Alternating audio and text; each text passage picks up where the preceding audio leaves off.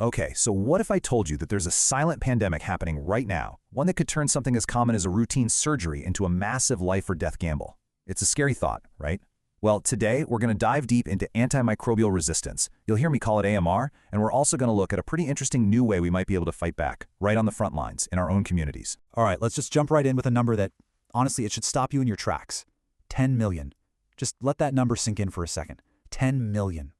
That's how many people are projected to die every single year from drug-resistant infections by 2050.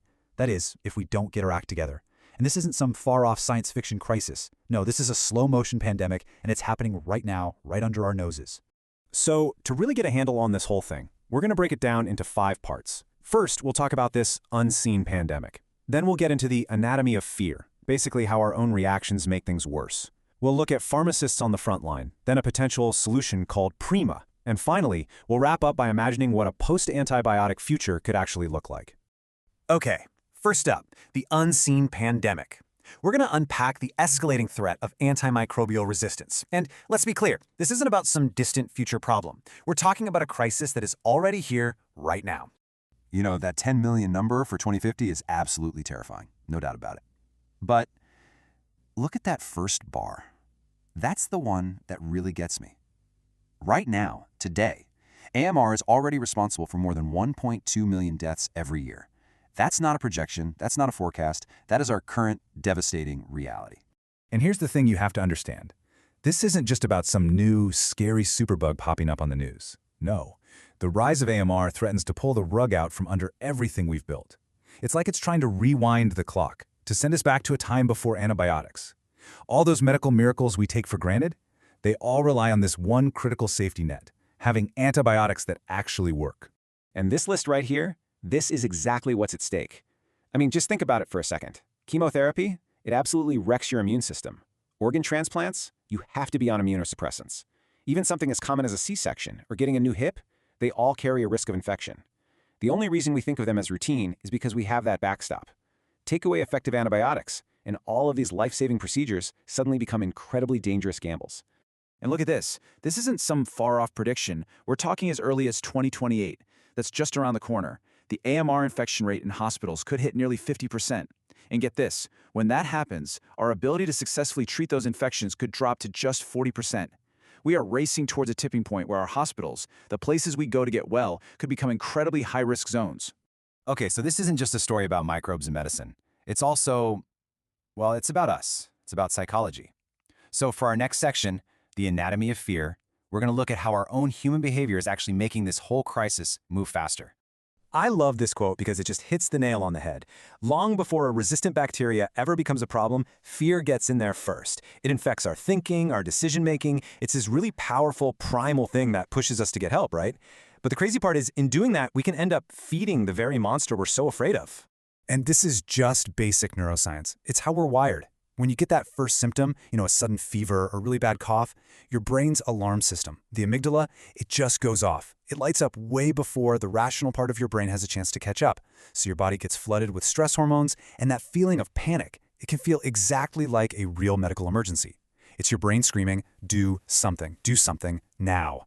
So what's the result of all that panic? Well, you see it right here. Studies are showing that up to 40% of all visits to the emergency room are for things that aren't actually emergencies. Think about what that does. This wave of fear-driven demand is completely overloading our most critical services. And maybe even worse, it's bringing people who aren't seriously sick into the one place where resistant bacteria are most likely to be hanging out. And these are the usual suspects, right?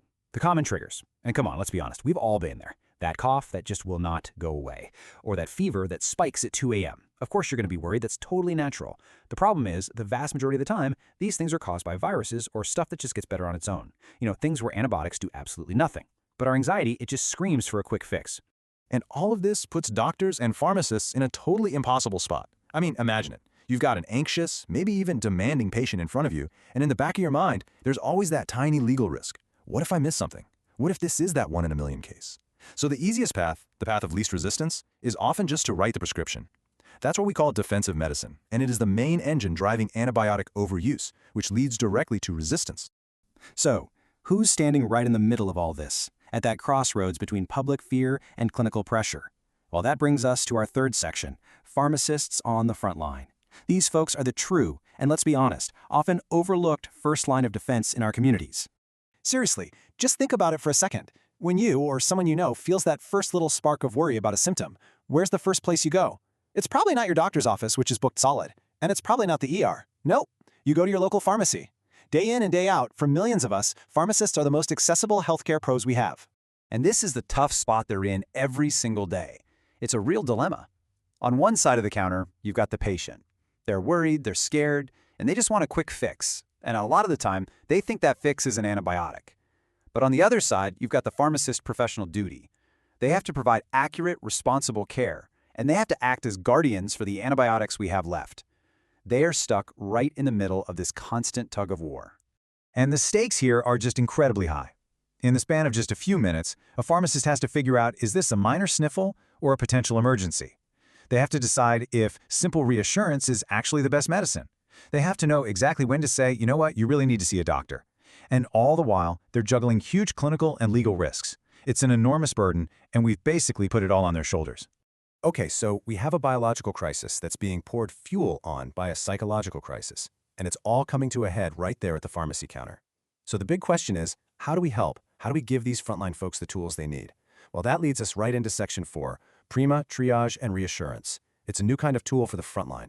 So it's called Prima, and that stands for Personal Risk Evaluation and Mental Assurance. And I really want you to focus on those last two words, mental assurance, because that's the whole game.